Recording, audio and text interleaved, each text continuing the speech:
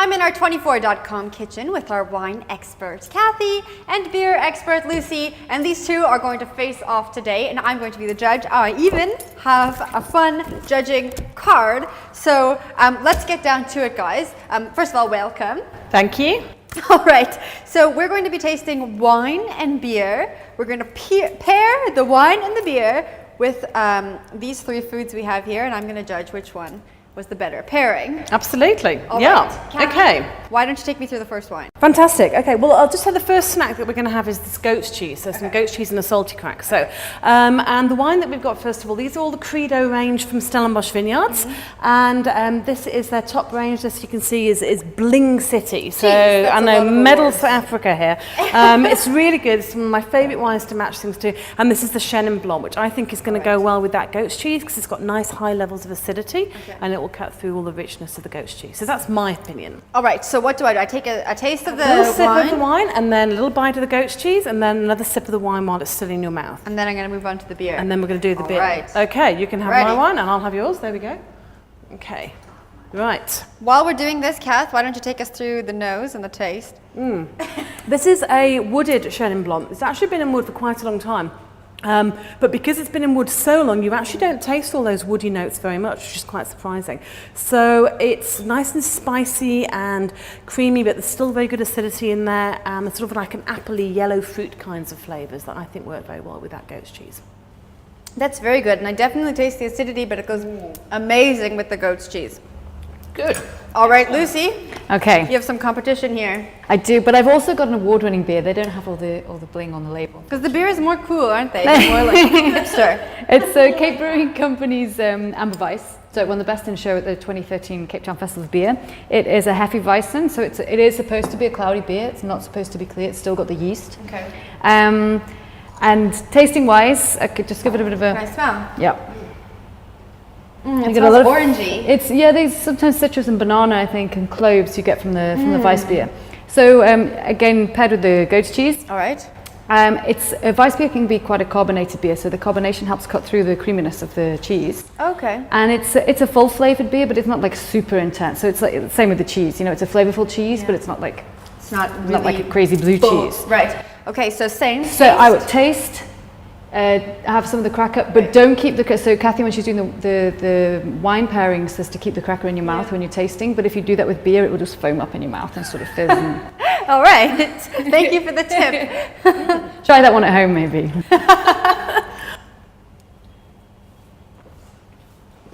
That's a very flavorful beer. I love this beer. I must say, I know I'm not supposed to punt the beers, but that's just very nice beer.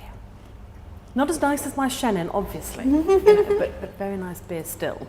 That's also a very unique flavor, I think, and it goes very well with the goat's cheese kind of deal But there. it's voting time. You're going to have to vote. Okay. Drum roll, which is it going to be? Wine or beer? Ready? Are you ready? Oh, this is so, I don't like this.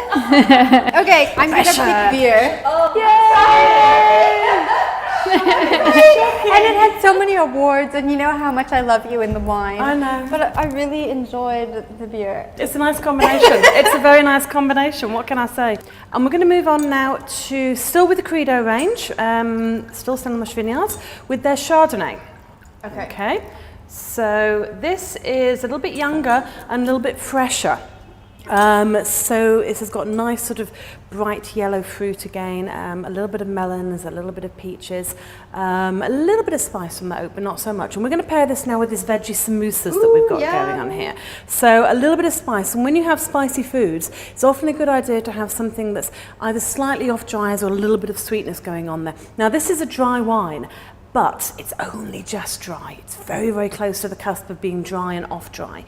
And I think it's that just little bit of extra residual sugar that makes it a good match with this little samosa. So I'm going to just try one of these here with it. Okay.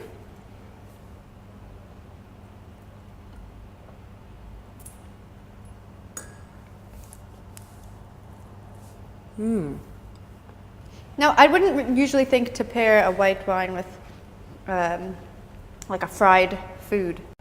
Well, I mean, You're looking again this thing with quite high acidity. This Chardonnay does have quite high acidity. It's quite a fresh style of Chardonnay. And again, what you have there is this high acidity that's cutting through the richness and the sort of the fattiness. We didn't actually deep fry these. We could have done to make them a little bit crispier and crunchier. So there is a little bit less fat there. So it's really the spice that I was kind of going for there to see if we can get those two together. That's a good. I think you've also gone for the spice option, didn't you, Lucy? The spice does get through the wine. For me, it's a no-brainer when you're coming to South African craft beers and you're looking at spicy foods. It's Boston Brewery's Van Hunk's Pumpkin Ale. So it's got spice added to it. They've got nutmeg, cinnamon, and coriander, and then there's some butternut that they add when they brew the beer as well. It's like a meal in a Can't bottle. drink more than one. So, well, I beg to differ. But for me, it's a wonderful food beer. Thank you. You know, it goes well with a lot of people like it with sweeter foods, but I think it with something not hugely spicy, but with a little bit of spice. You can really smell the spice. Spice is very prominent. Okay. We're at the Taste Festival doing this, and we're going to be at the Cheese Festival, and then after that we're going to be at the Wine Show in Johannesburg, and then the Good Food and Wine Show, and we're going to do different food and wine combinations as well at each of these. So if anyone's watching this video and then wants to come to a live show, you're still going to have to think for yourself. Absolutely, they're not going to be able to copy you. They're going to have to go and do it for themselves and work it out. So what do you think? Ready. Tension, the nerves. Oh, I choose wine. I love the beer. I love the spiciness of the beer, and I'm definitely going to drink that again, but I love this pairing with the wine. It's nice, isn't it? Excellent. Okay, so I'm going to move on to my last wine. This is the red. Okay. And this is a Shiraz Merlot Viognier. Now, normally, if you see the initials SMV on a bottle of wine, you'd expect it to be Shiraz Mourvèdre Viognier, because those grapes come from the same area of France in the Rhone Valley. And they normally get mixed together if you're going to blend. So putting Merlot in here is quite unusual, but for my purposes, I actually think it's brilliant, because we're going to match this now to a chocolate brownie. So lovely, yummy chocolate brownie. And Shiraz can go very chocolatey when it's nice and ripe and rich. Merlot can go very chocolatey when it's nice and ripe. So I think this is a great wine to go. So take me through this nose. It's a very unusual blend. Well, I think I get a lot of chocolate, but a lot of black berried fruit in there as well. Yeah, I get the berries first. And a little bit of spice, but then when you actually drink it, that chocolate really starts coming through. This is a very good wine, and it pairs very well with the brownie. It's a very nice combination. You really taste the chocolate flavors in the wine once you pop the brownie in. Once it goes with them. Yeah, well, for my final one, so I've chosen a stout. This is from Apollo Brewing Company. They're brand new in Cape Town. They literally launched last month. And there's a lot of dark malt used in this, so obviously that's giving it the colour. Wow, that looks like coffee. Isn't it lovely? Stick your nose in it and see tell me what it smells like. It has notes of coffee and chocolate that just come naturally from the malt. I smell the chocolate. But it's it's a dry stout, and there should be a lot of coffee flavour coming through when you taste it. Whoa, that's very prominent, the coffee flavor. Well, now I see why you paired it with a dessert, so let's give it a try. See, people don't often think about beer going with dessert. People think that that's an impossible thing, but when a beer sort of tastes as coffee-like as this, it makes sense.